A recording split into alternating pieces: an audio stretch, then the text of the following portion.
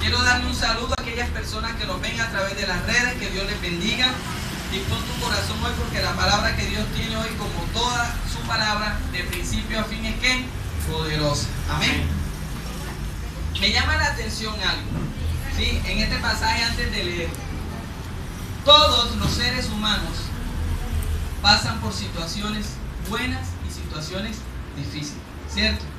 Hablaba en estos días con alguien, ¿cierto? Y me decía que todas las personas debemos pasar por situaciones duras. Y aquellos que no han pasado por situaciones duras, pues que se agarren, porque no porque uno les desarma, pero van a pasar por situaciones duras. Porque la vida no es una constante. La vida no es felicidad, felicidad, felicidad, ni tampoco es tristeza, tristeza, tristeza. La vida no es abundancia, abundancia y abundancia, abundancia, ni tampoco es escasez, escasez, escasez y escasez. Pero en Cristo Jesús es pleno. Amén. Amén. En Cristo Jesús es gozo. En Amén. Cristo Jesús es abundancia. Es la diferencia que hay de estar y de no estar con Cristo. Entonces, teniendo en cuenta que todos nosotros pasamos por diferentes situaciones, hay un hombre en la Biblia que me llama mucho la atención, como muchos de los que están allí, y se llama Naamán. ¿Han escuchado hablar de Naamán? ¿Alguna vez? Levante la mano el que ha escuchado hablar de Naamán alguna vez. Ok. ¿Y cuántos han escuchado hablar de Eliseo? ¿Cuánto le gustaría tener la unción que Dios le dio a Eliseo? Amén. Ah, yo quiero esa unción. Sería una gran bendición. Amén. Y les invito, vea, cuando usted empieza a leer la palabra de Dios, es sorprendente. Yo cada vez que leo, anteriormente, vea, yo tengo toda una vida, sí, de estar buscando de Dios. Pero desde que decidí entregarle mi vida a Cristo con juicio, ¿cierto? Vengo leyendo la Biblia y cada vez que la leo, Dios me enseña y encuentro unas cosas asombrosas. Dios es sobrenatural. Amén. Me preguntaban en estos días en Facebook que si se puede explicar a Dios desde la razón. Pues la única explicación que yo le daría es estar vivo. Pero tú no puedes tratar de entender a Dios con la razón. ¿O acaso cuando Moisés, Dios le dijo, saca al pueblo, y cuando se encontró el mar así de frente, cuando Dios le dijo, toca, echa para adelante? Si usted se pone a pensar, ¿será que el mar se va a abrir? ¿Usted cree que ese mar se va a abrir? No se abre. Pero si usted da el paso en fe como lo dio Moisés, ¿qué pasó?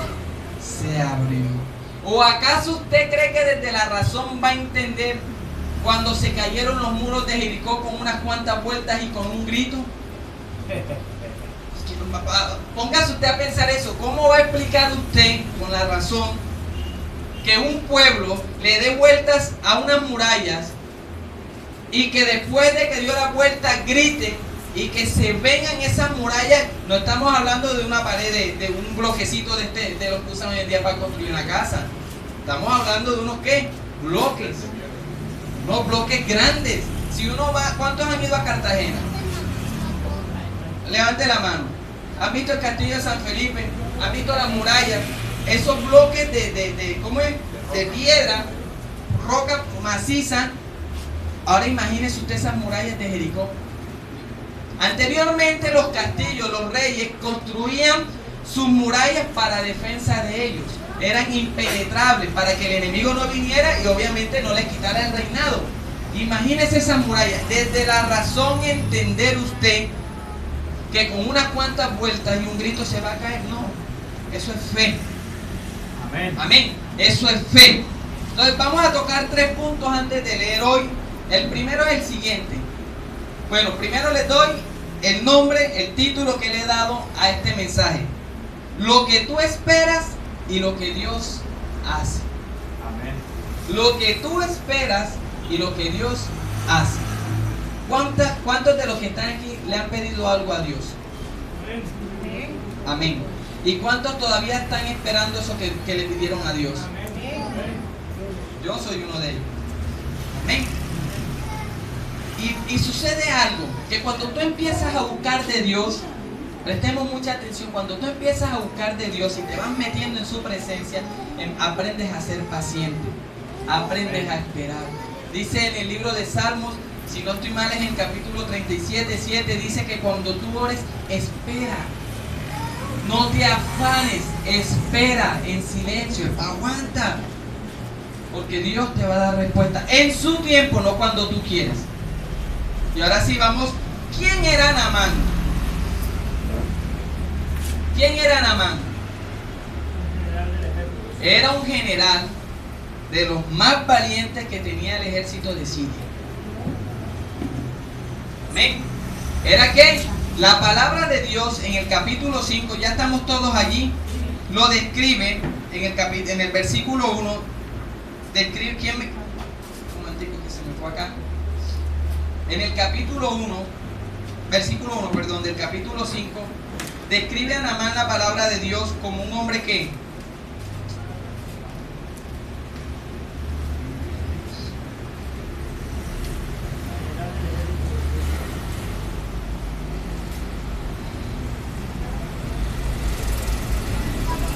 Capítulo 5, versículo 1 dice: Naamán, jefe del ejército del rey de Siria, era un hombre de mucho prestigio y gozaba del favor de su rey, porque por medio de él el Señor le había dado victorias a su país.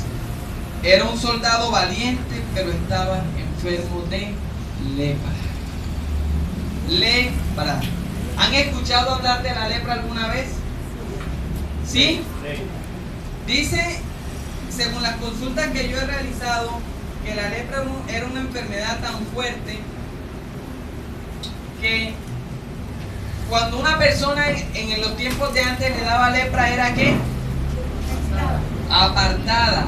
Era una enfermedad muy fuerte. ¿Sí? Su característica principal era ¿qué? Laceraciones en la piel. Y obviamente era contagiosa. Y no había cura en ese momento.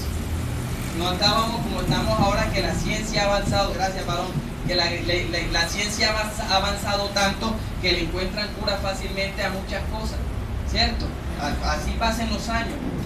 Pero en ese momento era complicado. Y resulta que este hombre valeroso, valiente, imagínense, jefe general de un ejército, y había obtenido ya el rey de Siria muchas victorias a través del liderazgo de este hombre Naamán. Pero este señor, aunque tenía valentía, aunque tenía el favor de su rey, ¿sí? Había hallado gracias delante de su rey. Porque si usted, por ejemplo, tiene un criado, o usted tiene una persona, un amigo, y esa persona usted le ayuda y usted obtiene muchas cosas gracias al talento de su amigo, ¿usted no estaría agradecido? Claro. Eso es lo que sucedía con el rey. Había cogido estima ante Naamán. Pero de eso no es lo que les vengo a hablar hoy. Naamán tenía lepra, una enfermedad fuerte, una enfermedad que en ese momento el que la tenía, usted sabe que usted lo aparten de la sociedad. ¿Ah? Si a veces cuando usted le hacen un desaire, ¿cómo se siente? ¿Ah? ¿Cómo se siente cuando le hacen un desaire? Mal. Y en ese momento a Naamán dice la palabra de Dios en el versículo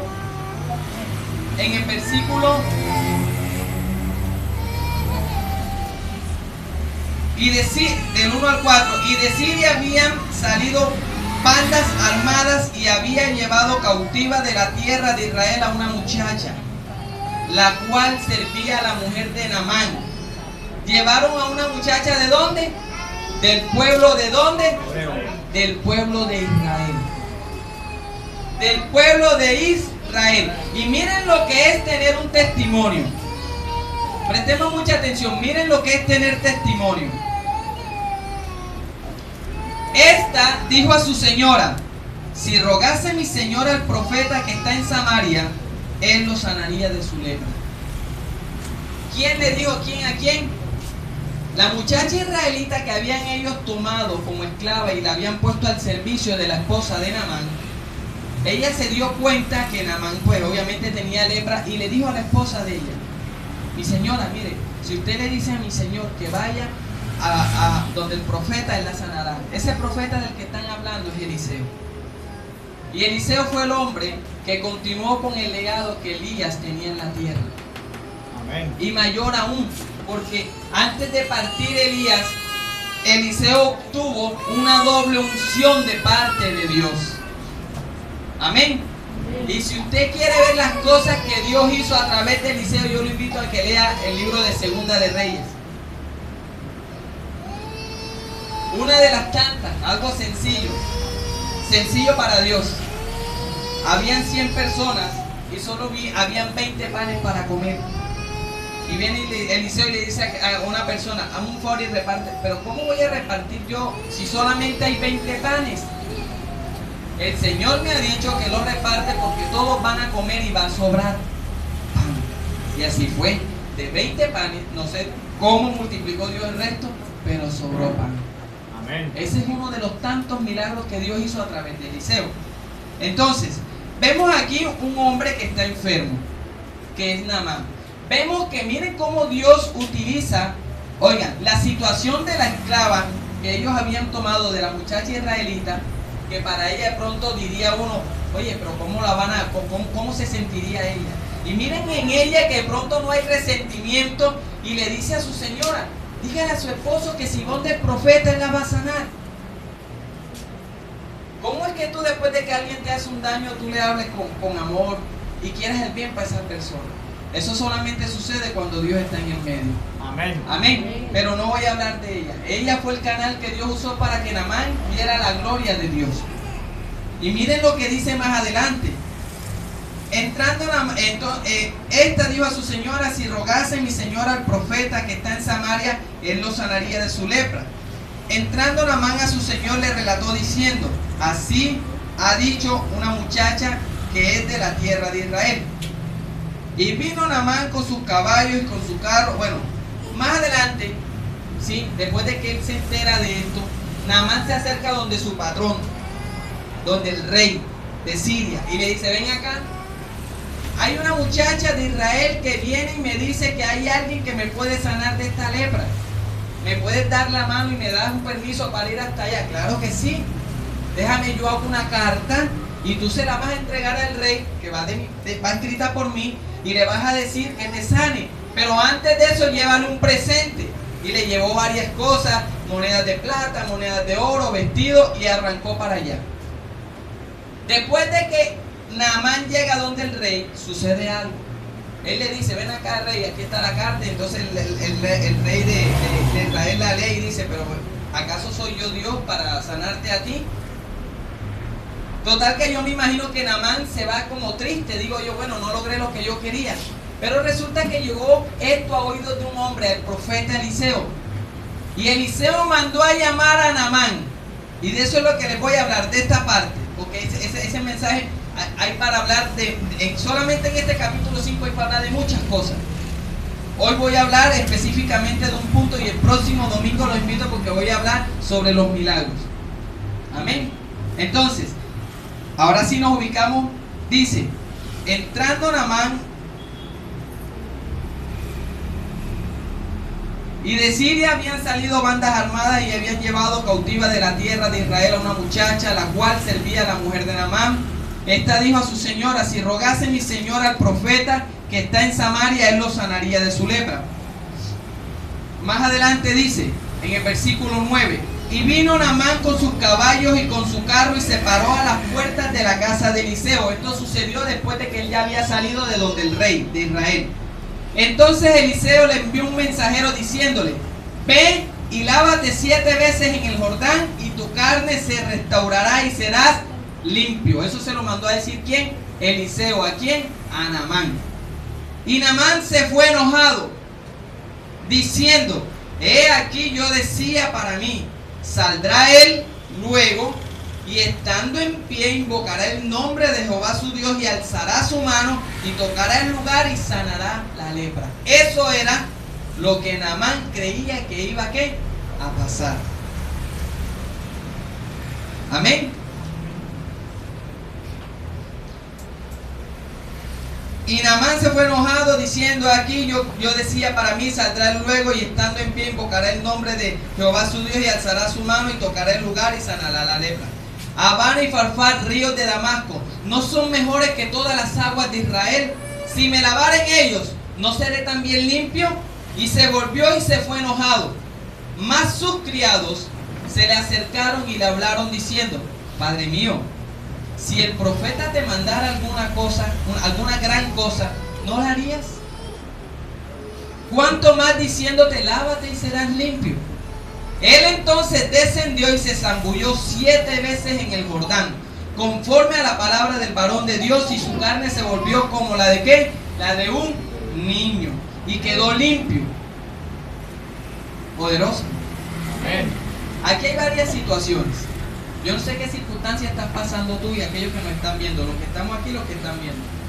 Pero lo que sí sé es que la palabra de Dios nos dice cómo salir de esa situación. Aleluya. Y de eso es lo que